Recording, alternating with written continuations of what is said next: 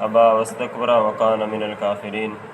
وقلنا يا آدم اسكن أنت وزوجك الجنة وكلا منها رغدا حيث شئتما ولا تقربا هذه الشجرة فتكونا من الظالمين فأزلهم الشيطان عنها فأخرجهما مما كانا فيه وقلنا اهبطوا بعضكم لبعض عدو ولكم في الأرض مستقر ومتاع إلى حين فتلقى آدم من ربه كلمات فتاب عليه إنه هو التواب الرحيم۔ ان آیات میں اللہ تبارک و تعالیٰ نے حضرت آدم علیہ السلام کی تخلیق کا مسئلہ چل رہا ہے،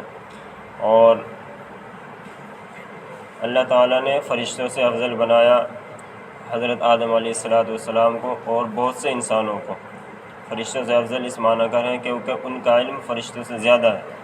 جیسا کہ اس میں حضرت آدم کی جو فضیلت بیان کی گئی ہے اور ان کو جو برتری حاصل ہوئی ہے فرشتوں پر،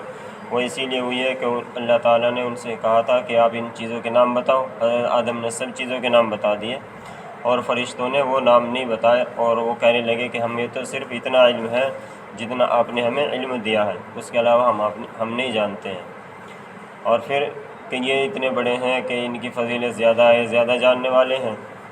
تو اسی وجہ سے تمام فرشتوں سے اللہ تعالیٰ نے سجدہ کرایا حضرت آدم کو۔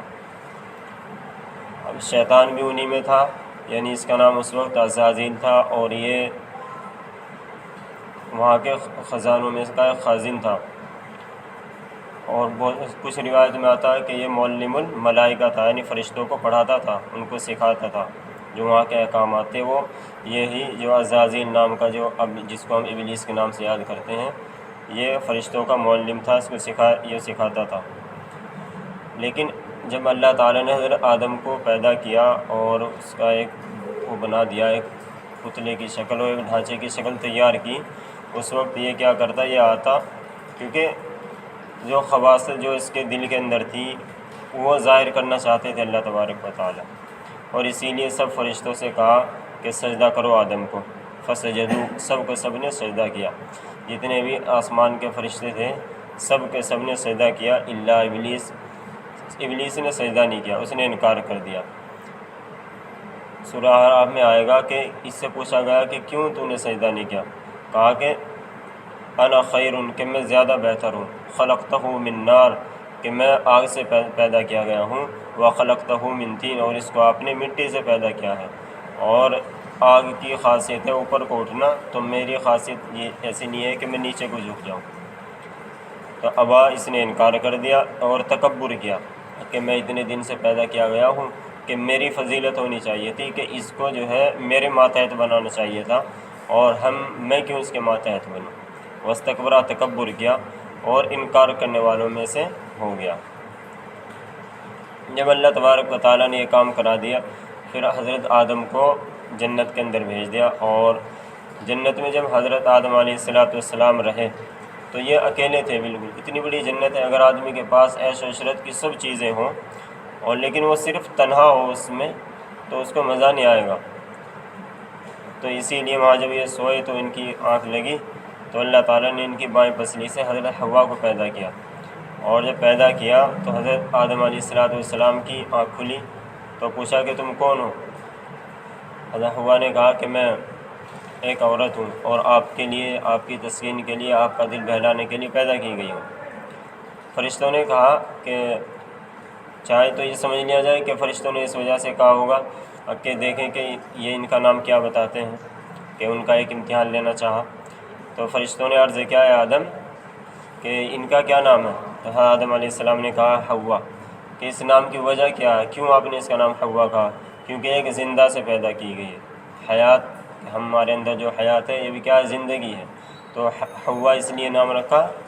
کہ یہ زندہ سے پیدا کی گئی ہے۔ پھر اللہ تبارک و تعالیٰ نے ان کو کہہ دیا کہ تم اور تو، یعنی اے آدم، تو اور تیری بیوی دونوں جنت میں رہو، وَكُلَا مِنْهَا رَغَدًا حَيْثُ شِئْتُمَا، اور کھاؤ اس میں سے جہاں سے تمہارا جی کرے، جہاں تم گھومنا چاہو گھومو، وَلَا تَقْرَبَا، لیکن اللہ تبارک و تعالیٰ نے منع کیا، وَلَا تَقْرَبَا هَذِهِ الشَّجَرَةَ، کہ اس درخت کے قریب نہ جانا، یعنی اللہ تبارک و تعالیٰ نے اشارہ کر کے بتا دیا کہ فلاں درخت ہے، اس کی طرف نہ جانا۔ ہو سکتا ہے کہ ان کی سمجھ میں نہ آیا ہو کہ کہ یہ درخت ہے یا یہ درخت ہے، اور پھر وہ کون سا درخت تھا۔ علماء کرام نے لکھا ہے کہ ویسے تو کہ اس بارے میں تحقیق نہ کرنی چاہیے کہ کون سا پھل تھا، کون سا درخت تھا، لیکن علماء تفسیر نے لکھا ہے کہ یا تو انگور کی بیل، انگور کا پھل تھا، یا پھر گیہوں کا پھل تھا۔ بہت سے نے لکھا ہے کہ کھجور تھا یا انجیر کا،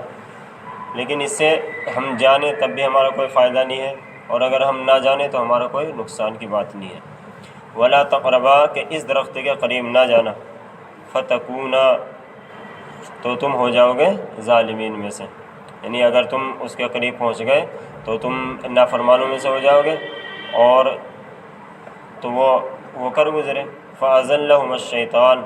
بس ان دونوں کو شیطان نے پھسلا دیا، عنہا، اس سے، فَأَخْرَجَهُمَا، بس میں نے ان کو نکال دیا، مما کان فی، جس میں وہ تھے یعنی جنت میں۔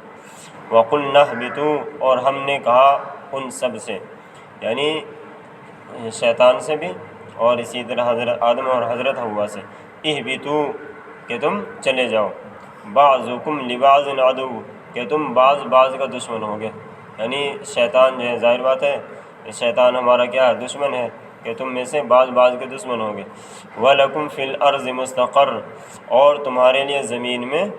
ٹھکانہ ہے، وَمَتَاعٌ إِلَىٰ حِينٍ، اور اس ٹھکانے میں تمہارے لیے سامان ہے ایک وقت تک، یعنی ایک وقت تک تم وہاں زندگی گزارو گے، تو اس وقت یہی تمہارا ٹھکانہ ہوگا، اور یہ وہاں تمہارے لیے زمین میں جو زندگی گزارنے کے ہیں وہ سامان ہے ایک وقت متعینہ تک، یعنی قیامت تک۔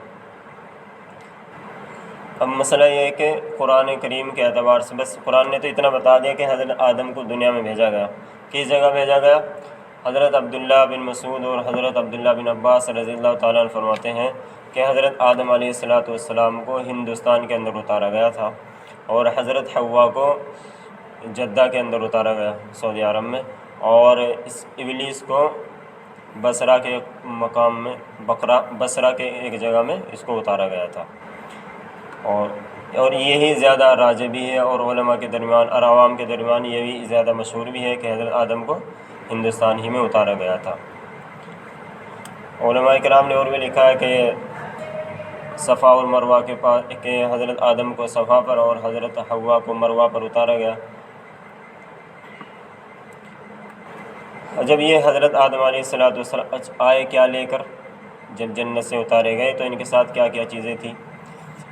ان کا جو جنتی لباس تھا وہ تو اتار لیا گیا تھا، وہ جیسے ہی انہوں نے اپنے منہ میں وہ دانہ رکھا، کیونکہ یہ بس منہ میں آنا تھا اس کا، اور ان کا جو جنتی لباس تھا وہ اتر گیا۔ اب یہ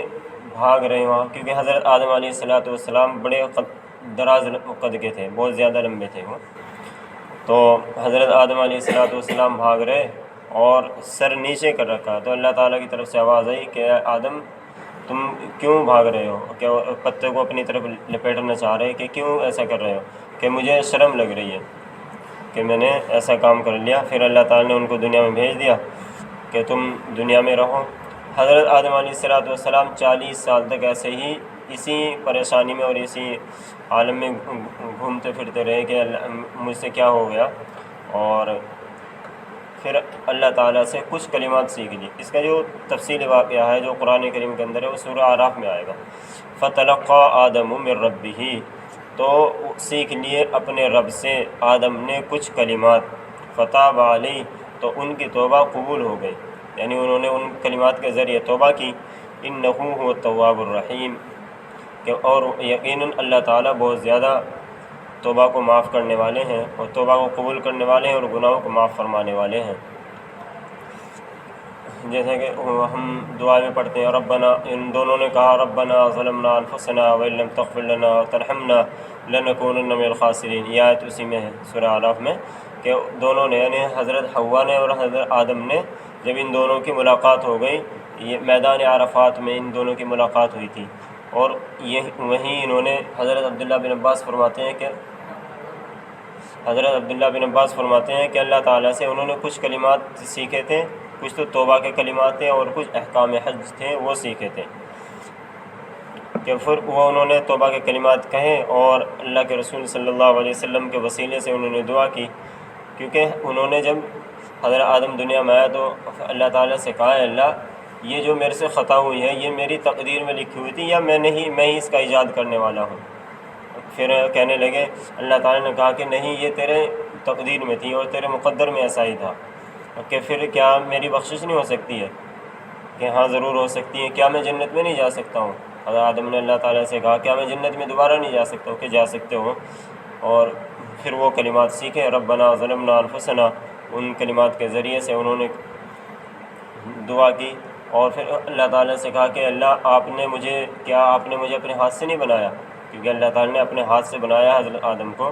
اور کیا آپ نے اپنی روح اور اپنا کلمہ نہیں میرے اندر پھونکی ہے؟ کہ ضرور پھونکی ہے۔ تو پھر اگر آپ مجھے بخشش نہیں کریں گے، مجھے معاف نہیں کریں گے، تو پھر میں کس سے بخشش مانگوں گا؟ فتلقى آدم من ربه، تو آدم نے سیکھ لیا اپنے رب سے کچھ کلمات، فتاب علیہ، تو ان کی توبہ قبول ہو گئی، انہ هو التواب الرحیم، یقیناً وہ یعنی اللہ تبارک و تعالی بہت زیادہ توبہ کو قبول کرنے والے اور رحم کرنے والے ہیں۔ قلنا اہبطوا منہا جمیعا، ہم نے کہا ان سب سے کہ تم چلے جاؤ، فإما یأتینکم، یعنی اب زمین میں جب بھیج دیا گیا ان سب کو، تو پھر کیونکہ اب اللہ تعالیٰ کو دنیا بنانی تھی، ان کے مقدر میں ایسا ہی تھا، تو بیان کیا فإما یأتینکم، بس جب آئے تمہارے پاس میری طرف سے ہدایت، منی ہدن، میری طرف سے ہدایت آ جائے، رہنمائی مل جائے، فمن تبعہ، بس جو اس کی اتباع کرے گا، ہدایہ، تو وہ ہدایت یافتہ ہے، وہ کامیاب سیدھے راستے پر ہے، فلا خوف علیہم، تو ان پر کوئی خوف نہ ہوگا، ولا هم یحزنون، اور نہ ہی ان پر کوئی غم ہوگا۔ یعنی اللہ تبارک و تعالیٰ نے 2 مرتبہ ارشاد ان سے کہا، ایک مرتبہ کہا کہ تم چلے جاؤ یہاں سے، یعنی جیسے کہتے ہیں پہلے لہجے میں اللہ تعالیٰ کو غصہ تھا، کہ پہلے جب دفعہ کہا کہ فَأَزَلَّهُمُ الشَّيْطَانُ قُلْنَا اهْبِطُوا، کہ چلے جاؤ یہاں سے، تو اس وقت ان کو اللہ تعالیٰ کو غصہ تھا، لیکن جب دوبارہ کہا اہبطوا منہا جمیعا، کہ تم سب کے سب چلے جاؤ، تو آگے ارشاد فرما دیا فإما یأتینکم منی ہدیٰ، کہ جب آئے تمہارے پاس میری طرف سے ہدایت، یعنی انسانوں کے پاس اللہ تبارک و تعالیٰ نے پھر ایک سلسلہ شروع کیا ہے کہ نبیوں کو رسولوں کو بھیجتا رہا، کتابوں کو بھیجتا رہا، اور جو بھی ان کتابوں کی رسولوں کی اتباع کرے گا وہ ہدایت یافتہ ہے، فلا خوف علیہم، تو اس کو کوئی ڈر نہیں ہوگا، ولا هم یحزنون، اور نہ ہی وہ غمگین ہوگا۔ والذین کفروا، اور جو لوگ ہماری اس ہدایت سے انکار کریں گے اور اس کو جھٹلائیں گے، وکذبوا بآیاتنا، اور جھٹلائیں گے ہماری آیتوں کو، اولئک اصحاب النار، یہی لوگ جہنمی ہیں، یہی لوگ آگ والے ہیں، ہم فیہا خالدون، وہ اس میں ہمیشہ رہیں گے۔ یعنی جو اللہ تبارک و تعالیٰ کی آیات کو اور اللہ تعالیٰ کے رسولوں کو جھٹلاتا ہے تو وہ ہمیشہ کے لیے جہنمی ہے، اور جو آدمی موحد ہے، اللہ تعالیٰ کو مانتا ہے، اللہ کے رسول کی سنتوں پر بھی عمل کرتا ہے، پہلے کے نبیوں پر عمل کیا اس نے، اور جب اللہ کے رسول حضرت محمد صلی اللہ علیہ وسلم کو پایا، ان کی سنتوں پر عمل کیا، لیکن کچھ گناہ بھی ہو گئے اور کچھ نافرمانیاں ہو گئی، تو وہ جہنم میں اور سزا کے لیے تو جائے گا، لیکن وہ ہمیشہ کے لیے نہیں ہے، اس کو نکال لیا جائے گا انبیاء کی، شہداء اور صالحین کی سفارشوں سے اور رسولوں کی سفارش سے اس کو نکال لیا جائے گا، اور ہمیشہ کون رہے گا اس میں؟ وہ لوگ رہیں گے جنہوں نے اللہ تعالیٰ کی آیات کا انکار کیا اور ان کو جھٹلایا ہے، وہ لوگ جہنمی ہیں، وہ اس میں ہمیشہ رہیں گے۔ سبحان اللہ، سبحان اللہ، الحمد للہ، اشہد ان لا الہ الا